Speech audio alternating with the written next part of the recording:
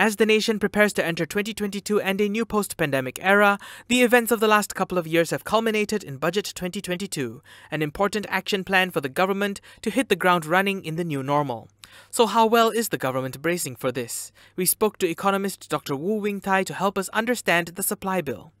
When we zoom into the budget announcement, the government announced a one-off prosperity tax that will be imposed on earnings above the 100 million ringgit mark at a rate of 33% instead of 24% previously. This is expected to add some 3 billion ringgit to government revenue, according to Deputy Finance Minister Yamani Hafez Musa.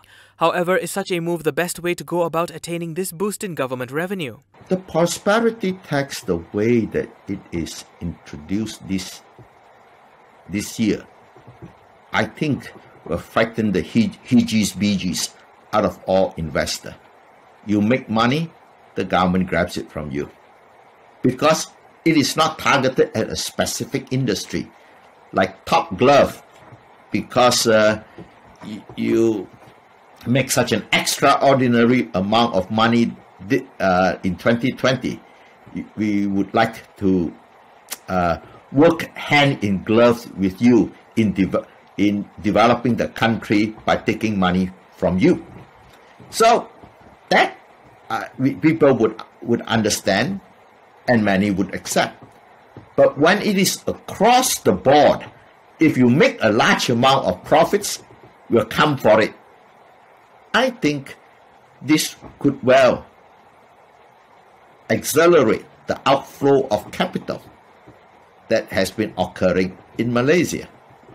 And if you look at the big reason for the growth slowdown since the year 2000, because if you look at the growth rate from the beginning of NEP 1970 to 1997, the average growth rate is 7.7%. From 2000 and from 2000 onwards, the growth rate been under 6%. And normally around 4.5. How did we jump from 7.7 to 4.5? The reason is private investment has collapsed in Malaysia. And private investment has collapsed in Malaysia has to do with the fact that FDI had also collapsed in Malaysia. FDI collapsed in Malaysia beginning the year 2000 when China joined WTO. So the FDI that's been coming in that makes up for the outflow of capital stopped coming in.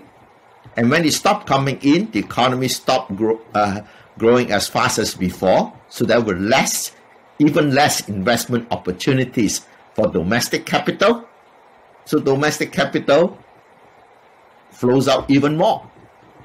Budget 2022 is the biggest budget in Malaysian history, coming in at a staggering 332.1 billion ringgit. Borrowing is one of the ways to furnish this massive cost, but aside from that, we need to raise domestic capital of our own. The prosperity tax was one such way to raise this capital, but Dr. Woo believes that there are better ways that we should have implemented a long time ago. Income tax is a tax on labor. How about tax earned by capital? It's true the firms pay profit tax, but how about capital that is earning huge rates of return in the stock market? For example, the capital gains tax, it doesn't exist in Malaysia.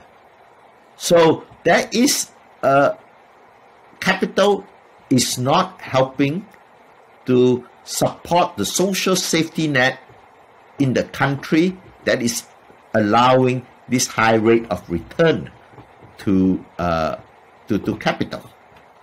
So we do need a capital gains tax rather than and that is, regular, transparent, instead of this opportunistic grabbing of high profits wherever it occurs, like the prosperity tax.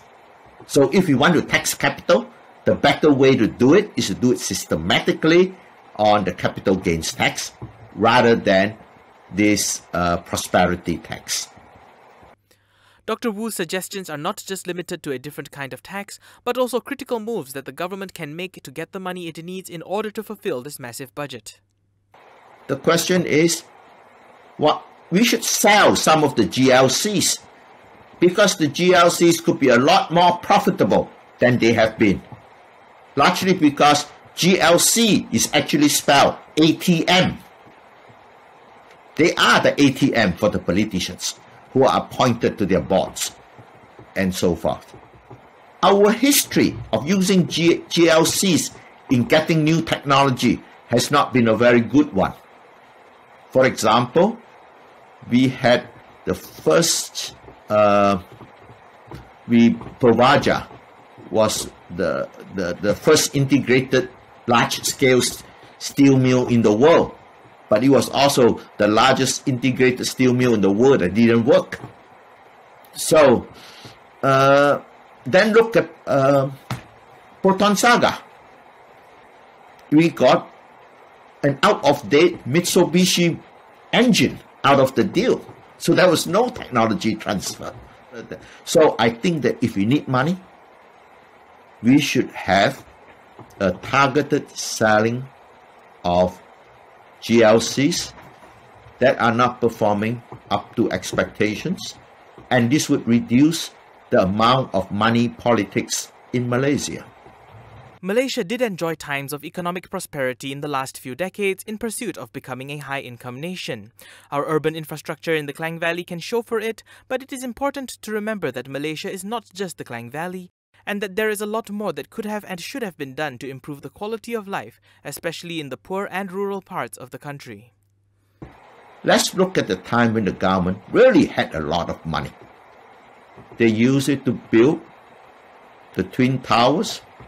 They built Putrajaya instead of an electric grid in Sabah and Sarawak. And we built a new airport.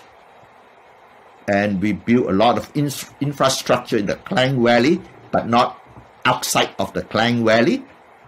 So, given this record of how expenditure is done, one is rightly quite ambivalent about giving the money, about giving the government too much revenue, because it could be used on things that are not high priority. Dr. Woo's verdict about the budget is that it does try to help as many people as possible. To do this, the government will need to crank its expenditure up really high. With the amount of borrowing that we are about to engage in order to supplement these costs, we have to look at ourselves and ask how much of this burden are we placing on the next generation.